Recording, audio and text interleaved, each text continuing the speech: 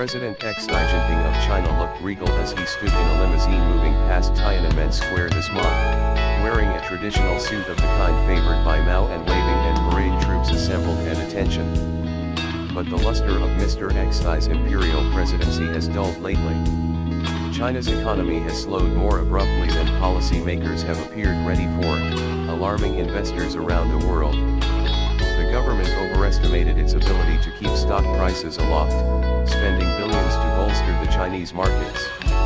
Mr. Xi's ambitious reform agenda, including an effort to revive a bloated state sector, has yielded few concrete results.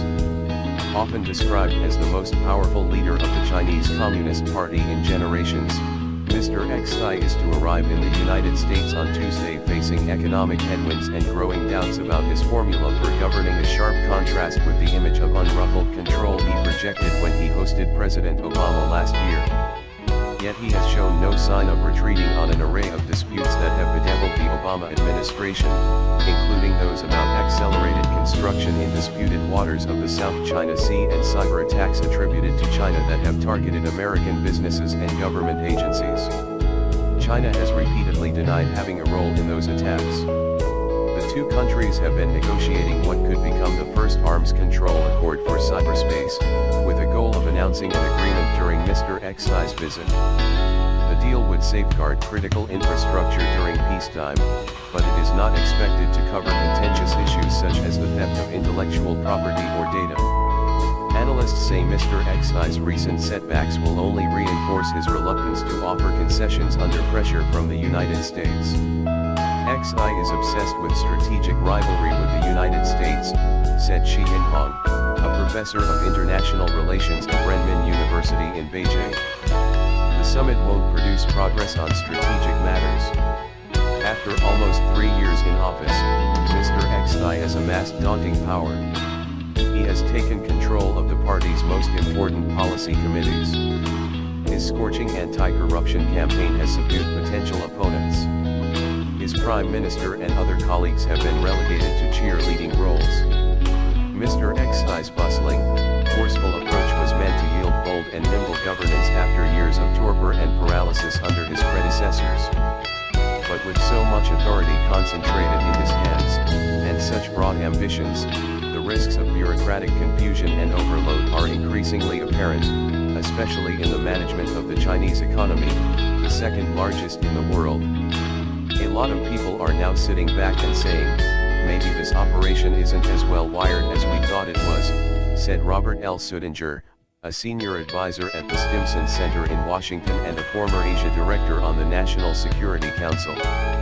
Mr. Xi appears to be powerful, because he has placed himself in key positions, Mr. Sudinger added. But the question is, are decisions being made, and is the system beginning to move in the direction that he wants? That part, I think the jury is still out on. Advertisement. Continue reading the main story. Few see much likelihood of a serious leadership challenge to Mr. Xi, but his authority could suffer if these policy-making problems intensify and the economy continues to sputter. Xi, in his impressive consolidation of power in the short run, raises questions for the long run. Has he put himself in charge of too much, said David M. Lampton, a professor at the Johns Hopkins School of Advanced International Studies who has long studied China's leaders. A principal danger confronting Mr. Xi is that the economic slowdown will undermine public support for one-party rule, Professor Lampton added, and President Xi seems to be compensating by emphasizing China's resurgent role in the world. Even as Mr. Xi emphasizes his desire for good relations, China's growing challenge to the United States will be in focus during his 7 days in the United States. He is to begin in Seattle with a speech to business executives, as well as tours of Boeing and Microsoft, then go to Washington for his first visit there as president and finish in New York with his first address to the United Nations. Though the Chinese economy has softened, Mr. Xi remains in a strong position for his meeting with Mr. Obama on Thursday. Unless something extraordinary happens at the highest echelons of the Communist Party, Mr. Xi can expect 7 more years in power, while Mr. Obama will leave office in 16 months, a gap that some Chinese scholars say has led Mr. Xi to view his counterpart as a lame duck. Mr. Xi, 62, has no plausible challengers at the top of the party and remains popular with many Chinese citizens. His public stature was reinforced during the recent military parade near Tiananmen Square, and it will be again when he is greeted by a 21-gun salute and a state dinner at the White House, ceremonial high points for previous Chinese leaders. Shending Li, a professor of international relations and expert on Sino-American relations at Fudan University in Shanghai, said American policymakers have trouble understanding Mr. Xi because he's an initiator, whereas traditionally Chinese leaders were reactive, waiting to respond. He believes we are a major power and is more willing to confront the US, Professor Shen added. Mr. Xi and Mr. Obama are expected to discuss their differences on a number of subjects, including cybersecurity, tensions in the South China Sea, the repatriation of Chinese officials accused of corruption and the Chinese government's harsh treatment of dissidents and lawyers. Mr. Xi has left his mark on all of these issues since assuming leadership of the party in November 2012, taking tougher positions than his predecessors in most cases. In a meeting with American business leaders in Beijing last week, Mr. Xi appeared self-assured, exuding confidence that, despite China's recent economic turbulence, his government holds the upper hand, an American with knowledge of the event said, speaking on the condition of anonymity to discuss a closed meeting. Advertisement. Continue reading the main story. Advertisement. Continue reading the main story.